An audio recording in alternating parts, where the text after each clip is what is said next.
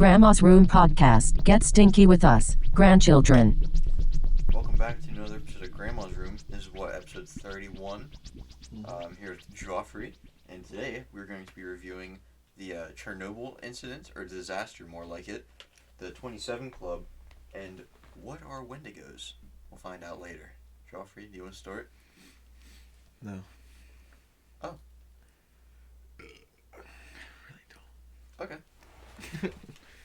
Well, I'll do the 27 Club because that's like 3/4 of a page.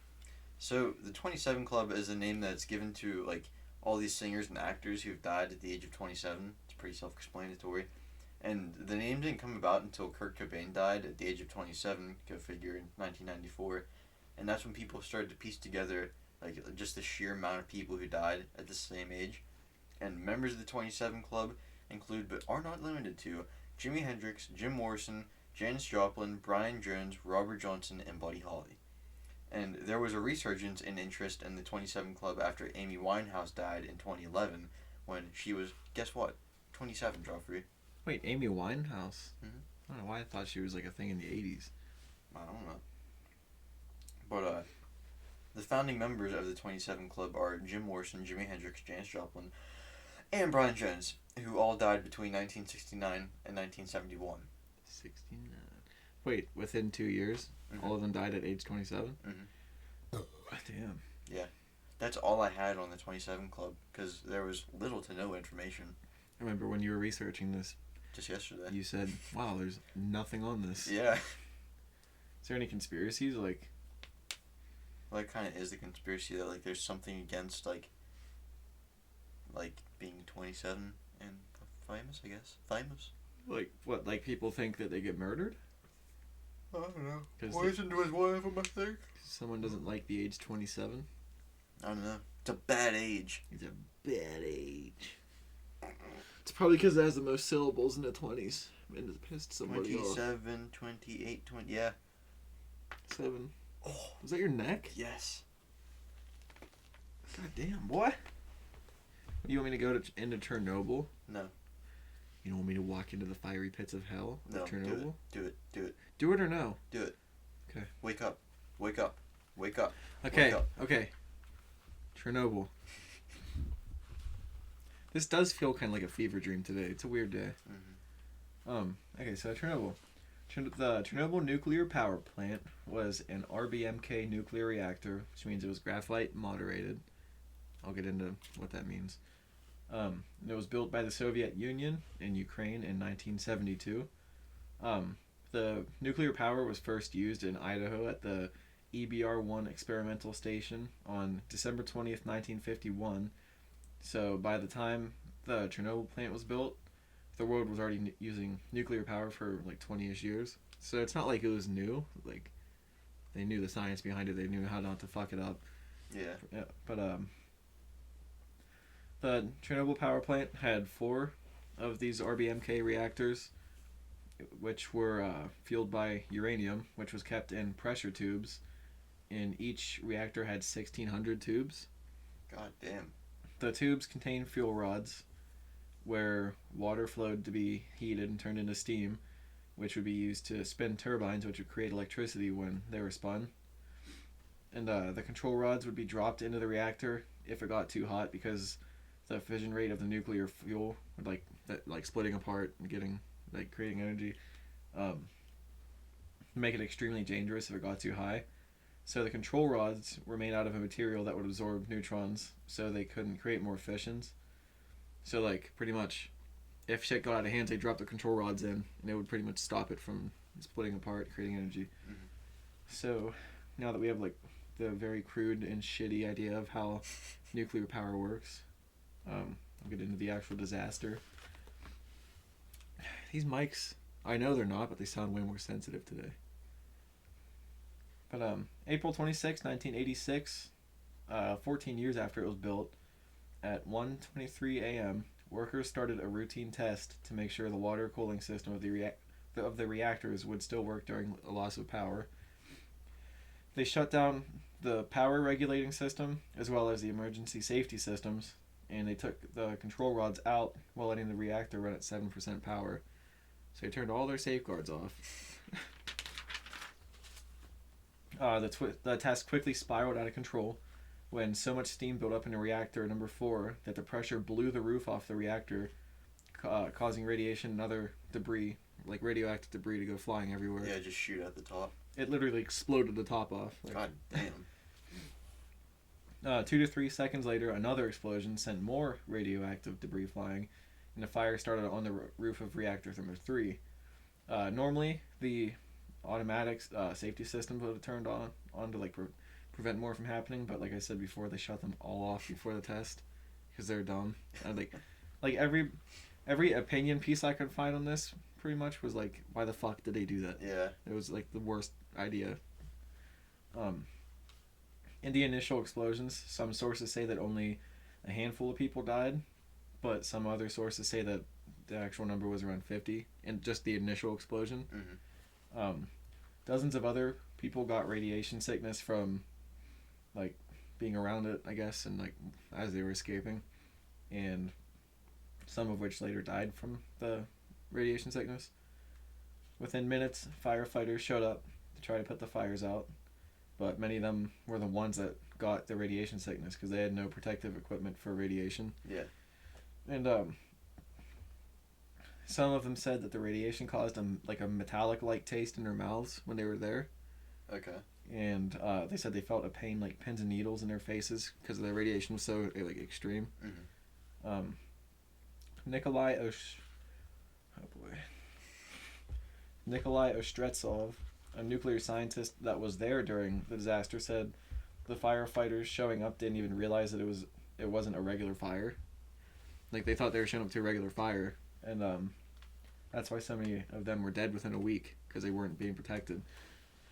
The USSR also sent hundreds of thousands of soldiers to clean up the most contaminated areas of the debris right after it.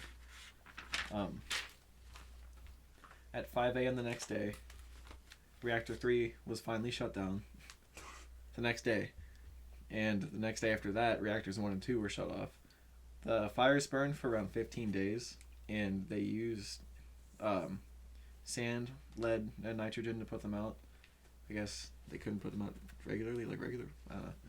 But for about a day, residents in Pripyat, which was less than 2 miles away, if you've played Call of Duty, yeah, that little area, they went about their lives as usual because they didn't know. And the next day, April 27th, the Soviet government started evacuating the 50,000 residents, telling them that they'd be gone for only a couple days.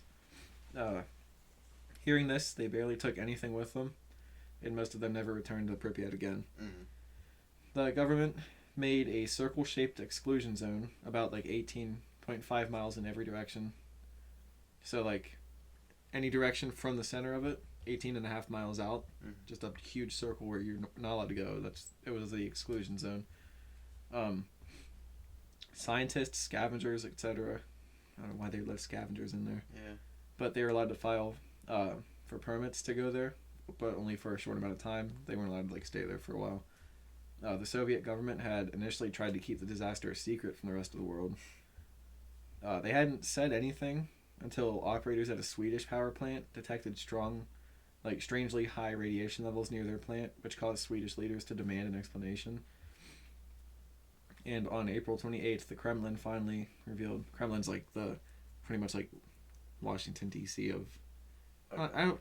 No, it's not the Washington D.C., but like it's like where all like the super important government people are.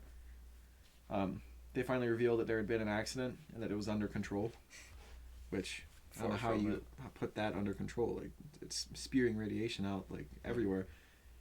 But right after the Kremlin statement on a government broadcast, they started talking about all the U.S. nuclear accidents, like at 3 Mile Island and other Western nuclear accidents, to try to divert the attention off them. Mm-hmm. Which I might do some of those in a different day, like a different topic. Mm-hmm. So I didn't really go into detail on those accidents here. Get my page, man. Even though they revealed the information about the accident, most people in Ukraine still didn't know about the disaster at all. The plant continued to spew radiation in the form of iodine-131, cesium-137, strontium-90, and plutonium, which that's just all radioactive isotopes of elements, chemistry and stuff. The giant cloud of radiation infected the nearby area with radioactive dust and debris, and the cloud traveled over Ukraine, Belarus, Russia, and even made its way over to Scandinavia, France, and Italy. Holy shit. And millions of acres of land, including farms, were affected, and in the years following the disaster, a ton of livestock were born deformed. And thousands of radiation-induced illnesses and related cancer deaths have been expected for years following, probably still. On May 14th, Mikhail Gorbachev, which was the Soviet leader, he ordered hundreds of thousands of firefighters, military reservists, and miners to go to the site to help with cleanup efforts, and they worked through 1989 without proper protective equipment. And after the disaster, workers made a sarcophagus for the reactor because it was still spewing out like insane amounts of radiation, and it trapped in around 200 tons of radioactive corium that was like lava. It was like just super thick, like molten radioactive material. 30 tons of extremely radioactive dust and 16 tons of uranium and plutonium. So just like tens of thousands of pounds of just horrible shit. The sarcophagus was finished using robots since the radiation became so intense that people couldn't work on it, and the seams of the sarcophagus were never sealed completely. It was pretty much like just a huge structure around the reactor to try to trap as much in. And by 1996, the structure had fallen into disrepair and was too damaged to repair at all. Nice work. Thanks. So, radiation... Wait, maybe... Did I skip a page of my notes? No, I didn't. Okay. Radiation levels had risen to over 10,000 roentgens per hour, which roentgens are units used to measure exposure of X-rays and gamma rays. The normal measurement in cities is around 250 microengens per hour. So 1 roentgen equals 1 million microroentgens. Okay. So this means that the reactor with the destroyed sarcophagus was putting off at least 500 million times more than a city's normal measurement. 500 million times. Jesus Murphy. The lethal dose of roentgens is about 500 over 5 hours. And when the first one was being built, Yaroslav Melnik was there, and he said, we worked in 3 shifts, but only for 5 to 7 minutes at a time because of the danger. After finishing, we'd throw our clothes in the garbage. In 2010, a new, bigger sarcophagus started being built for the reactor. It was 35,000 tons, and it was built on tracks so it could just be slid over the thing because nobody wanted to get close to it. Yeah, I've seen it before. And it was designed to hold the debris for 100 years. It didn't really say, well, I guess, yeah, it was, when they built it was about 10,000 roentgens per hour. Even with protective equipment like they had, they'd throw their clothes away. Yeah. I don't know how they just didn't die when they were standing there. Yeah, like how they didn't just drop dead. Yeah. But I'll get to something close to that. But, ooh, my knee popping. But in 2010, new, bigger, built on tracks. They didn't want to get close to it. Designed to hold it for 100 years. And after it was finished, the radiation near the plant dropped down to nearly 1/10 of the levels it was at. So it did cut it down like a lot. But you ever hear of the elephant's foot? In the basement of the reactor, a huge mass of corium, melted concrete, and debris formed, and due to its shape, it was named the elephant's foot. It just looked like a huge mass of shit, pretty much. Okay. But it had layers to it, and the outside resembled like tree bark and broken glass, and it primarily was made of uranium, titanium, zirconium, magnesium, and graphite. Okay. So just a bunch of like dangerous shit, I guess.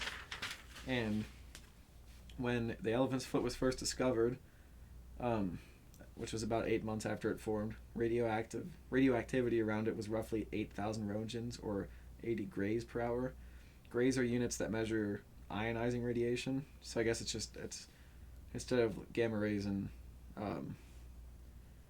X-rays, I think it was.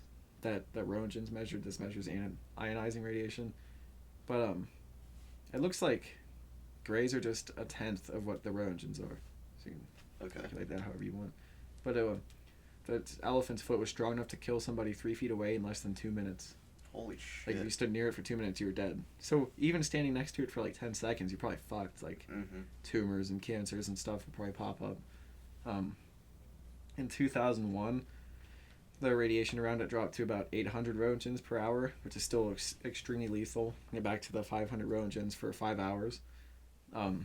Like you can stand around it for longer, but still probably don't want to ever. In 1995, the Ukrainian government said that the effects of Chernobyl's radiation in all had killed 125,000 people. And in 2005, a UN Chernobyl forum said less than 50 people died in the months after the disaster, but up to 9,000 people could die in the future, could die from cancer linked to Chernobyl's radiation.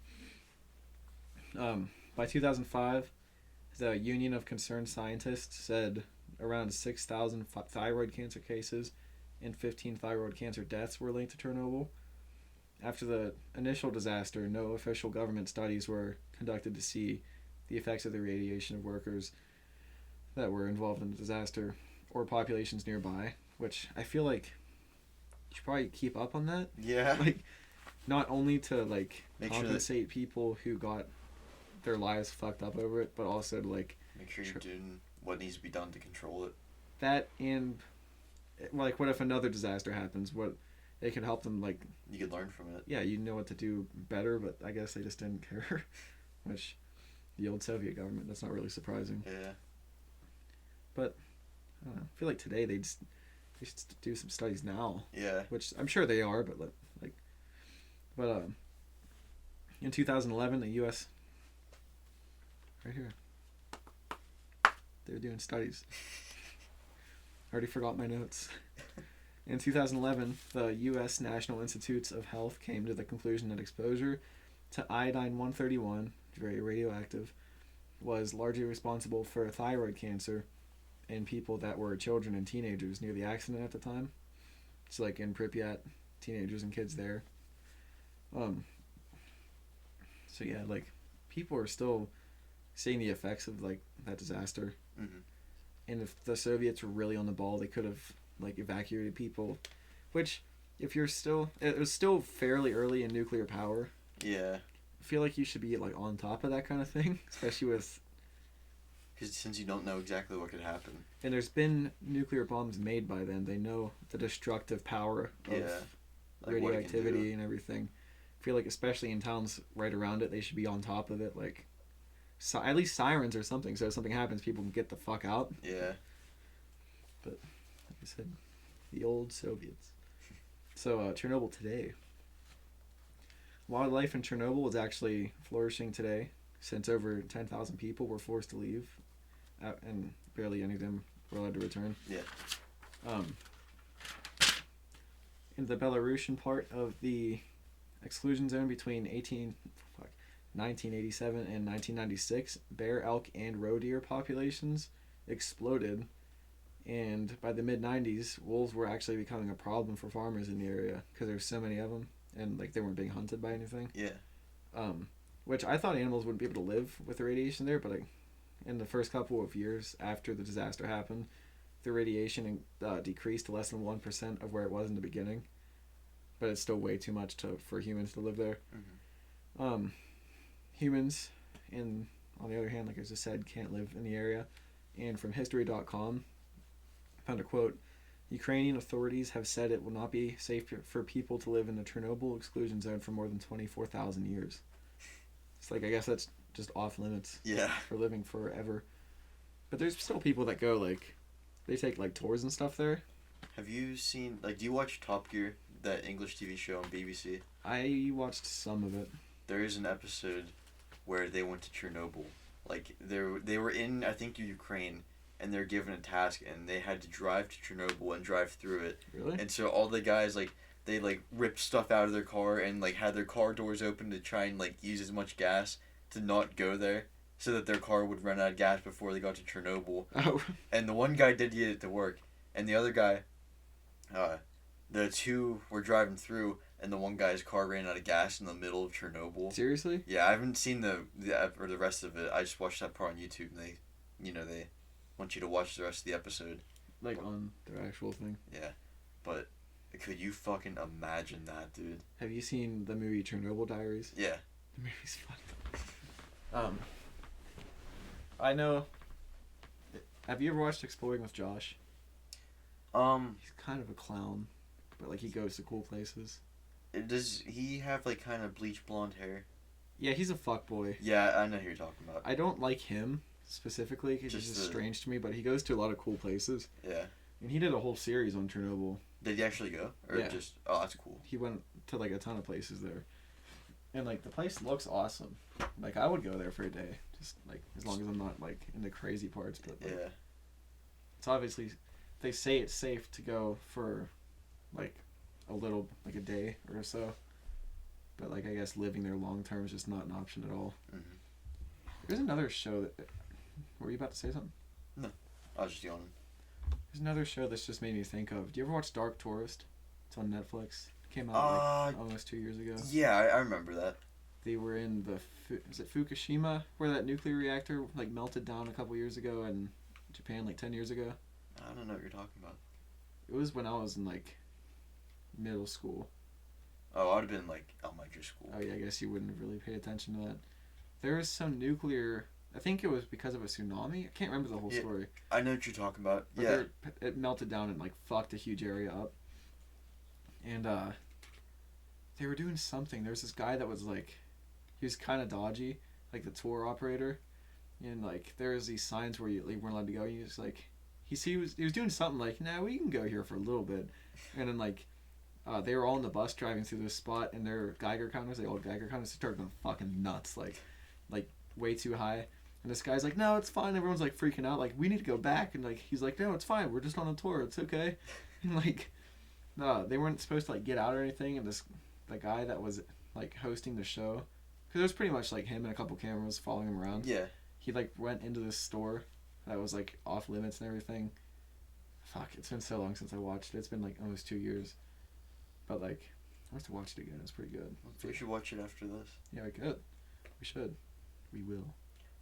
Now that you're talking about Chernobyl, I heard actually where I got my next story from, Bedtime Stories. If you guys haven't heard of that, it's a channel. It's a lot like ours. Like I get most of my research there, and they do videos like maybe 20, maybe half-hour long videos, just on like conspiracies and cryptids and ghouls and stuff like that.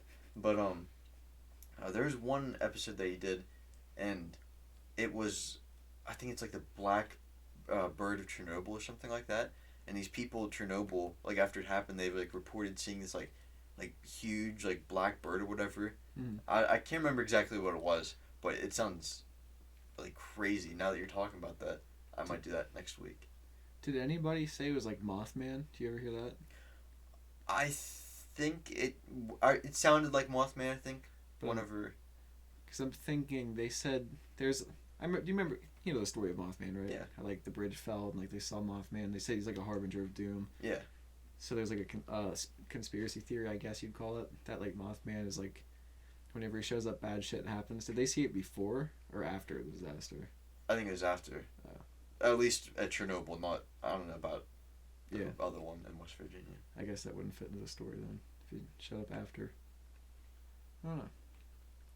But yeah, dude, I would definitely go to that. We were looking at prices for like trips there before. Like, are you fucking kidding? A couple years ago, we were just like curious how expensive it was. It wasn't insanely expensive. But how expensive is it to get there, get a passport and all that shit? The flight's probably what it's gonna rape you on that one. But still, maybe if Grandma's room blows up and we get some money rolling through, we can do like a series. Yeah. Go get radiation poisoning. So what's your other story, boy? Mine's about Wendigos, and I watch Bedtime Stories for this, as I said before, and even they admitted that like all their stories for this came from Reddit, and there's 3 stories on their video, and I can only do 2 because it was just so like kind of whack. But I want to say one thing before you start. Yeah. That whole Reddit thing. I get like anybody could just be lying Yeah. and put stories up. But I like how it's kind of like supposedly true. Like it's Like not there's like like creepy. a little small percentage of people that could be. Yeah, I truth. listen to this horror podcast. It's called Scared to Death. You know who Okay. Dan Cummins is? Time Suck, and Yeah. he does it. He made a good point that like even if one story out of all the stories of anything paranormal is true, that means like there's like an infinite like a world of possibilities. Like There could be something cool. yeah, so I like the fact that it's still like supposedly true. It's not like creepypasta. Yeah. I remember Vincenzo creepypasta story. We listened to it for like 20 minutes. And he was like, "Wait, I got this on creepypasta." We're like, "Dude, that's fiction. That's all fiction." Okay, sorry. All right. So, there's a legend in the Algonquin tribe. I know I'm butchering that one. And it says that the Wendigo is a spirit that can control how men and women think, and it comes out whenever it's cold and goes into people's dreams. So, guess what? It's cold out, and we just slept last night, and we were gonna fit another description. The Wendigo forces them to grow a hunger for the people around them, and once the thought is in their head, there's no going back to normal. Fuck, dude, and Terry's been looking pretty good lately. I know, looking like a snack. Got that cake. Specifically, they can't go back to normal because they turn into this Wendigo, which is like this big, well, skinny, beastly looking thing. And tribes from the northeastern states of this U.S. and Canada would tell stories of the Wendigo, and hey, we just ticked off another box of the checklist. And Wendigos would target people who were consumed with greed, or people that like were super desperate and didn't have like anything. And Wendigos were said to be tall and so skinny that their skin was like just over the bone, so you could like see the outlines of their bones from the skin. I heard a podcast the other day. I'm just gonna say something real short, and I'll bring it up afterwards. The guy is from Pennsylvania. I heard a story that might fit this description. So You want to go ahead with it? I'm No, gonna take a sip no. of water. I'll let you finish your story first. It was just I wanted to say it so that I remembered it real quick. Okay. The skin over their cheeks was almost. They had a normal, like, human looking ish head. And the skin on their cheeks was, like super, like, gorged in. Like real gaunt. Like, Mm-hmm. That was actually the word they used. I didn't want to use that, but. like plagiarize. Yeah. In their eyes, like, there was, like, deep holes in their eyes, and they're, like, really sunk in. And their eyes were, like, super black. And they had no lips. So it's just, like, their teeth. That's all you see. And they had extremely long fingers with, like, super long nails that they could, like, catch and attack their prey with. And they were also very quick and strong and agile. So it sounds like there's no escaping these muffs. These honkies. They would stalk people and get people to venture out from the tribe by calling them out, like, with an impersonated voice. So they'd be like, hey Benjamin. Hey, Benjamin. So would it sound like someone they knew? Yeah, So like a like- family or like a friend. What if you walked out like letting the dog out one night and you thought you heard me in the woods going, Ben! Ben! You were getting onto a story I have. Oh, fuck. In 2014, a man and his wife had just moved into New Brunswick, which is in Canada, and the property was just off of the Grand Lake, and their home was surrounded by a bunch of like woods around it. And once winter came, they had gotten like the largest amount of snow recorded in that area for a few decades, and the woods separated their closest neighbors by like over a mile, so they were totally alone. Like there was nothing that was gonna be out there. Mm. And on January 24th, the man, I'm referring to this guy as the man, because that's what it was in the Reddit post. They didn't have his name. And the man woke up at 1 a.m. to hear his dog. He heard his dogs barking at the back door, so he let it out because he figured, just had to go to the bathroom or something.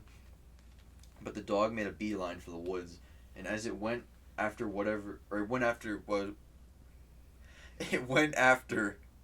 was in the woods. And he tried calling for the dog like over and over to come back to him, but the dog wouldn't come back. So he put on his boots and went after the dog with a flashlight. And when I wrote this down, I kind of thought it sounded like he was going to hit the dog with a flashlight. I just wanted to clarify. He was trying to find it. Yeah. And so he got to the edge of the woods, and he can still hear his dog like running and barking through the woods.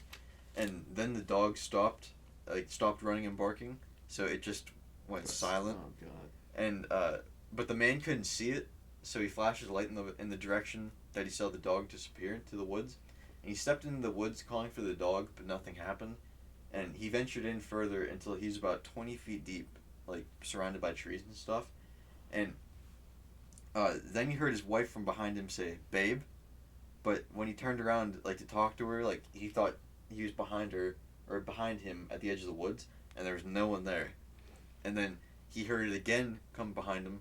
So he's turned around looking at the edge of the woods, right? So it looked like it came from the house and then the woods? Yeah. So he turns around. Fuck that, dude. I know. And he hears it again, but there's still no one in the woods with him. And he flashed his light further into the woods when he noticed movement about 10 feet away from him. And he had already panned over this thing before. He thought it was a bunch of sticks, but he mistook them. And it's this big-ass Wendigo, like, because the bones, you know, you can, like, see the bones. And he ran back to his house to find his dog sitting on the back porch where he left it out. He was fine? Yeah. Oh, thank God. That's all I was worried about. And he looked back to the woods, but he didn't see anything. And he went into the house to find his wife sleeping, like nothing happened. I have a theory. Okay. What if the Wendigo was in his house, but it was pretending to be a dog? Maybe. And then the dog was just like, why do you just go outside? So he went to the back porch. But why would he be? The dog can't open the door, Kyle. But the Wendigo can. Fair. I don't know. I don't know what I'm talking about. Alright, and then this one takes place in the same year. In 2014, a man named John Crowder was working in Brasher State Forest in New York, which was supposed to be like a national park. I guess it is a national park now, but he had an experience with a Wendigo too. His job was to clear trees to make trails that would like stretch throughout the woods, and it was being made for people to walk on, you know, like get exercise and shit. And since he was from out of state, so he wasn't a local, and he would spend his nights in the cabin, like just off the trail. They'd have at the beginning of the trail, I guess, like he could stay there with their family or whatever. And he was in bed one night, and he heard a large noise on the roof above him, like a big thud, and he did what we do, like blaming it on the cats. He initially thought that some snow had fallen off a branch over the roof, like just above it. But a few minutes later, he heard scratching above him, and so then he thought like, okay, well maybe it's just a fucking rake-in, or a branch like scraping the roof. And about an hour after hearing the scratching, he said the scratching went on for a few minutes. So an hour goes by, right? And he decided to go to bed, but it said like as soon as he closed his eyes, he heard 4 like sequential thuds. So like someone was walking across the top of the roof. On the ceiling. Yeah. Or roof, whatever. Yeah. And so it said that he kind of waited for a little bit, like as a reasonable person should wait and be scared. But it said that he slipped his boots on, and he was already like fully dressed because it was so cold outside, and you know the cabin isn't really that warm. And so he put on his boots and walked down to the front porch to see if he could find anything. And it said that he felt something watching him, and he had his flashlight in his hand. But it said that he knew if he turned his flashlight on that like he was gonna die, or like he would. Like whatever was watching would like. Yeah. See him. And so he just went back inside the cabin and locked the door and went to bed. And the next morning, he woke up. Like it said that he was so scared that he wasn't like he couldn't sleep, but obviously like he went to bed sometime. Yeah, you're so scared you just like exhaust yourself. Yeah. Like, and good. No, never mind. And the next morning he woke up and he found strange human-looking footprints in the snow on the porch, like where he'd just been. Like bare feet. Yeah. Ew. I have to say, if I heard that, I would not be going out on the porch for anything. Oh, yeah. I would be sleeping with a gun. That's all I'd do. I would not move out of that bed. Yeah, dude.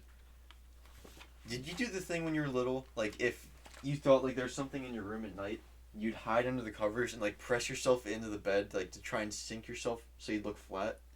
Like Charlie? I don't remember ever thinking there was anything in my room. Oh, I did. What? Wait, like what? Well, just, like, I was, like, just scared of the dark, not necessarily something's in your room. Like, what's in the dark with me? Yeah, yeah. I kind of get that. I remember one night, Terry, it was when him and I shared a room, and we had twin beds, like, not, like, directly next to each other, but, like, pretty close. And, I guess he woke up in the middle of the night, and literally as soon as he woke up, Zeke, our old cat, jumped onto his bed in his face. So it was like, as soon as he woke up, he was just in his face. Oh. And I remember him screaming, and our mom came in, and, like, she calmed him down and took him to her room, and nobody explained to me what happened, and then she just left, and I was in the dark again. I was terrified. Like, I thought there was, like, a ghost in the room or something. I just remember, like, hiding under my covers, and, like, he did, like, not being able to fall asleep, and then just, I woke up. Yeah. Like, I remember, like, I was like, he was panicking, and she was calming down, and I was like, what just happened? And like, what just happened? And, like, I guess they weren't paying attention, and they just walked out, and I was like, what the hell? Like, just leave me in here. And I also had a dream that our cat was a devil one time in the same room. That's about it for me. What was the story you were talking about, the guy from PA earlier? Oh, yeah. There's this podcast called The Confessionals, and I listened to it a couple years ago, and there's some, like stories that are way too far out. Mm-hmm. And, for some reason I judged it like it was the host's fault. But, like, what he does is, like, he calls people that, like, write into him, and he has them call in and, like, tell their story for his podcast. Okay. But, like, I gave it another shot because it just, like, showed up again on my phone the other day, and it's actually way better than it was. Like, his, like, the quality of the show and everything went way up. But there's a couple stories. I think they're up in the Northwest. Like, Northwest PA? No. Or just country. The country, okay. So, like, if the Wendigo, I don't know what it was. The Wendigo just reminded me of him. There's this lady, they're out, like, mushroom hunting. You know, like, you look for, like, morel mushrooms and everything. And she said she was walking, like, 20 yards in front of her boyfriend, and she looked up on this hill and saw this, like, really tall, like, black silhouette standing there. It just looked like it was hitting something, like, and she said this thing, like, stopped and looked at her, but its face was so dark that it couldn't tell that it was actually looking at her, but she could tell that it was looking at her. Yeah. And then she said this thing dropped down to all fours, and then, like, a spider walked up the hill away from her, but all the time it stayed facing her. Like, its head stayed facing her. And, like, it gave me goosebumps. Like, that sounds creepy as fuck. And then he played another story for her on the podcast, because I guess his buddy called in one time and told a story that sounded exactly like that, like 20 miles away from where this happened to the lady. Oh, shit. Him and his friend were, like, camping one night, and they saw something like that through the woods. And they were driving, and this thing showed up in front of their car. And fucking hit it, dude. Well, he said the way it dropped down on all fours, it's not like it, like, lowered itself down. Yeah. They said it was, like, pretty much like it was standing. The next thing they knew was just on all fours, like, looked like it was about to, like, charge them. And he said this thing would go to the middle of the road in, like, you know how, like, when a dog or a cat, like, is about to attack, they, like, stick their ass in the air? Yeah, yeah. He said it was doing that, and it would just, like, get ready, and then it would just, like, walk back to the edge of the woods and stare at them, and it would just, like, come back in the middle, like, drop down on all fours and keep doing that. Wait, so this thing just kept, like it kept, like, taunting them, pretty much. Dude. But it was it was in sight the whole time. Wait, so they're driving and they see this? Or they're camping and they see it? I think they started leaving because they were, like, they heard, like, weird stuff. Yeah. So they left, and then this thing showed up in front of their car. And he said, like, they were so terrified that, like, he felt like if they tried to move, it would, like, kill them. Yeah. And he said this thing was taunting them for, like, an hour or so. Just, like, coming middle, dropping on all fours, like it was about to charge, and then go back to the edge of the woods, stand on a rock, and just stare at them. And it would do that again and keep doing it. And he said when this was happening, another one looked like it jumped over the whole road. Dude, fuck that. But he said it was, like, super tall and had, like, these really, like, long, like, arms. They looked like branched, like, limbs. Like, yeah. How they said the way it moved, like, they said it looked like it crossed between an octopus and a spider, the way it moved. It sounded like, it sounds fake, but at the same time it sounds so horrifying that, like, I don't know. Because you know how our house is, like, when you let Myra out at night. Yeah. To go to the bathroom, there's, like, no light. We're surrounded by woods. I thought of that the other night, and I was like, Myra, let's go inside now. Like, I don't know. It was the only thing I could think of when I was hearing that story. Like, if I saw that, I would probably, like, have a heart attack. Yeah. But yeah, that's, like, another good podcast to listen to, The Confessionals. What was that podcast that we were listening to about a year ago? And they just, like, they were from Australia. Oh, Mysterious Universe. Yeah. I love that podcast. And they were talking about stuff that we hear, like, all the time. Or I don't know about you, but, like, I hear it in my house. Like, loud explosions. Yeah. They started talking about Greensburg, Pennsylvania, like, which isn't, like, too incredibly far from us. Well, they were talking about Chestnut Ridge, which comes, like, up to us. Like, it's pretty much still... We live pretty much on Chestnut Ridge. Mm-hmm. And then they started talking about Ligonier in Laughlintown, which is where we live, and I'm not sure I should have said that. But anyway. Nothing's going to happen. Like, I've myself heard it, like, maybe 4 or 5 times. And you'll just be, like, sitting in your living room. Like, the one day we were at my Uncle Scott's house, we heard it twice. And we were sitting in his living room, and all of a sudden, it sounds like a cannon goes off. He goes, boom! I forget what they called it. They called it something. I don't know, but like, it's definitely not gunshots. Yeah, it's, like, it's literally sounds like someone's firing a cannon. I've heard that a couple times here. I figured it was, like, demolition or something. I don't know. Yeah, but, like, once I heard it on there, I was like, whoa, I'm not the only one who hears this. Well, apparently people all through here see, like, weird lights in the sky and shit, and Scott here and I have.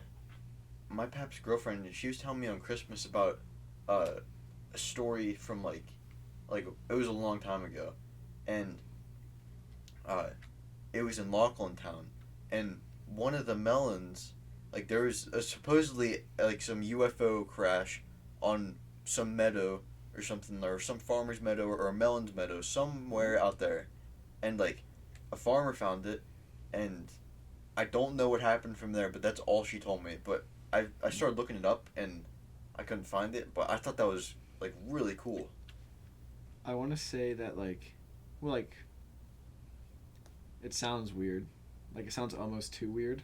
But there's also melons are extremely rich. Stuff up. Yeah.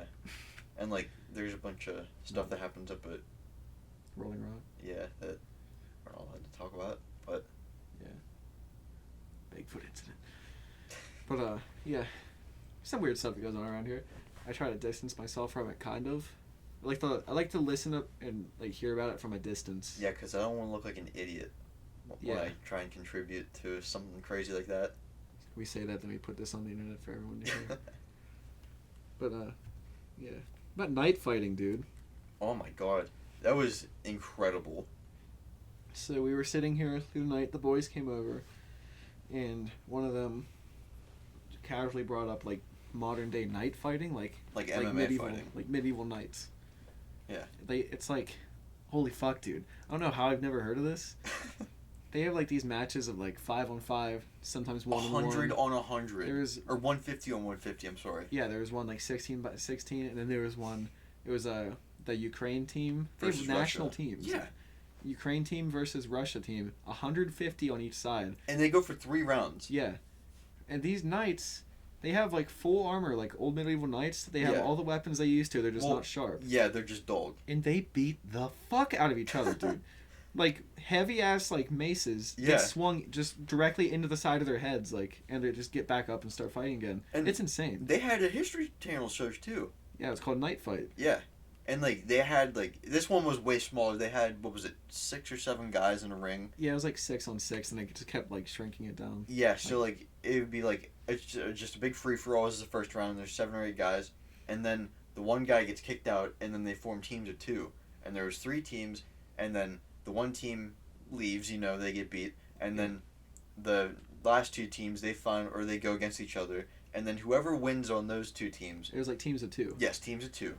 The last 2 guys on the same team who win, they fight each other. Yeah, that's the last round. Yeah, it was insane. There's this huge dude named Bam Bam.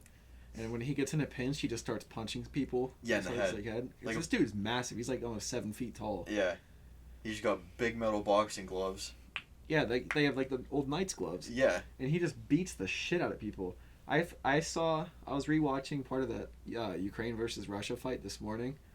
And there was this one night, he, like, got this guy in a headlock, and the other knight just came over and started kneeing him in the stomach, and then they let go of him and hit him in the head with his sword. Holy shit. And this dude just, like, crumples over, and they just move on to the next guy. And, like, it's so insane. I honestly in my 21 years of living, I don't know how I've never heard of this before. Can you imagine, like, I was saying this last night, can you imagine, like, I know you probably wouldn't get an injury like this, but, like, what if you got your arm cut off and you're in the middle of 150 or 300 men, like, trying to get help, like... Well, there is still gaps in the armor. Yeah. So if you got hit hard enough in one of those gaps, that could, like, fuck you up bad. Yeah. People get, like, broken arms and shit in it, like... Mm-hmm. And then we watched this Russian one where it's literally in an MMA, like a boxing ring. Yeah. And these people have, like... And it's, like, televised, like, a live boxing match. There's a ton of people there, like... And they have, like, not as heavy armor as before, but they, like... It's like a mix of kickboxing and night fighting. Yeah. Like... It was like watching something from a parallel universe. I was just say, I didn't know... Are you the one that said that last night? It seriously is. Like, it's like... It's like they discovered TV in the Middle Ages. Like, it's just people in night suits fighting each other. And it's a pretty big subculture, which means, like... it doesn't mean anything, but... Like I said... Like, there's a big following. Yeah. People do it, like...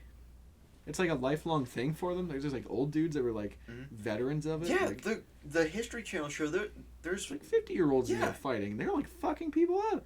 Like, and, like, they do this thing where, like, if there's, like, 2 knights on one of their teammates, like, and they were just, like, finished fighting someone else, they will, like, literally line up with them like a bull and charge them and hit them as hard as they can. This dude knocked one guy clear across the other, like, side of their ring. Yeah, like, they had a big circle, like, a big circle surrounded by a fence. Yeah. Just fucking blasted him. It was like a bull, and he slammed into the fence so hard, dude. Like, I don't know how he stood back up. Yeah. Did he stand back up? I forget. I think he did. Because then he went over and charged another guy, didn't he? He may have, yeah. That was what, I think, wasn't that when the 2 last full teams were fighting? Yeah. But yeah, anybody who's listening, like, look at it. Like, watch it. It's insane. They beat the living shit. It's like, it's probably the closest thing to legal murder that you can get to. And then afterwards, they're beating the shit out of each other, like, swinging like they want to kill them, and when they're done, they hug and they're like, yeah, it's all good, man. Yeah.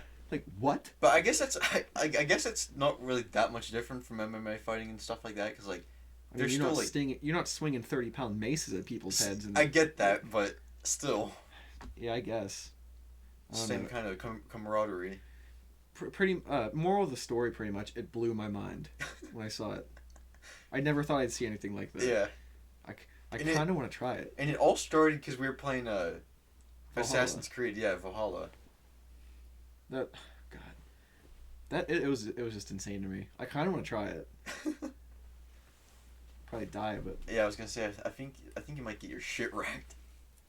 Yeah, you have armor on. It's literally just sheet metal armor, like and like plated armor and shit. Yeah, they're like they build the armor like throughout their matches and stuff, and like make their shields and everything. Dude, it wasn't the 150 fight, but what was the one we watched before that? Was it 30 and 16 on 16 or something? It was more than that. I can't remember. We watched so many of them. I think it was 100 guys total, and they had like a GoPro on the one guy's helmet or something. Wasn't that? Oh, that was a Ukraine fight. That's what that was. Not the Ukraine versus Russia. Wasn't that? There was one we watched before that. The guys were wearing blue and orange and red and white. But anyway, this guy's wearing a GoPro, right? And this one guy has a dent in his helmet the size of my fist. It was incredible. Dude, even with that armor on, that has to like rock your shit so hard. Can you imagine the bruises those guys get? Mm-mm. They have to be out for days afterwards. Yeah. There is okay, I work with a guy that used to box. Yeah, you told me about him before. Like, I don't know if it was like pro or semi-pro, but like money on the line and like titles and everything. And he said even after regular boxing matches, you'd be out for a couple of days. I can't imagine like getting an axe swung at your head. Yeah, these guys got battle axes, maces, swords. These massive 5-foot long swords. Some people were swinging. That was one of the matches. Yeah, there was like a challenge to use 3 different types of weapons. Yeah, when we were talking about how the teams got cut down and then the final team had to fight each other. Yeah. They used regular swords, axes. Was it a mace and then the super long sword? They only had the super long sword, the battle axe, and the mace. Okay. Those maces, dude. I want to watch more of that stuff. That was insane. Yeah. Jesus. They wind up. Or wait. The big one they had to use 2 hands to hold it, and it was like super dippy. Like there's a bunch of like. It was like a wavy sword. Yeah, it was to catch like if someone's, I forget what they called it, but if someone's like trying to hit you, you can use it and catch it. And kind of like leverage it out of their hands. Yeah. Whatever it was insane. Yeah. But yeah, I kind of want to watch more of that. It's crazy. We should start a Legionnaire team. Start a team at the school. Oh boy. Yeah, dude. That's definitely worth a watch if you're into that kind of violence. But yeah. Do you have anything else to talk about today? No. I'm pretty tired. I don't know about you, but yeah. Scrum Boy series coming soon. Yeah, we just got finished filming another video today, finally. We put a couple up before, and none of them really make sense. But like we're hoping that once we film all of them, it's not necessarily going to be in order, but there is going to be a storyline that fits up, and it's going to be full of love, lust, sadness, happiness, laughter. It's going to be it's only for higher intelligence people, really. It's about shitting in bathtubs and yeah, no smooth brains here. no smooth brains. Get some wrinkles in your brain, then watch it. Is that true that like the smarter you get, the more wrinkled your brain is? I think so. Huh. So if I wait, does this mean if you use a belt sander on your brain? That's not what I was going to say. I was going to say if you get a doctor to do open brain surgery and he folds a couple, does that make you smarter? I doubt that. I bet it does. What if that's the trick to like super intelligence? You just have to fold your brain more and more. It just shows up in your head. You like make one wrinkle and like another language. Mm-hmm. Yeah, that's going nowhere. But yeah, playlist on Spotify, YouTube channel, Instagram, Grandma's Room Podcast. Look for the Scrum video sometime this week. Mm-hmm. We just have to edit that. We're gonna make some of our own music for it. Yeah, we have some stuff in the works, or at least in our minds. Mm-hmm.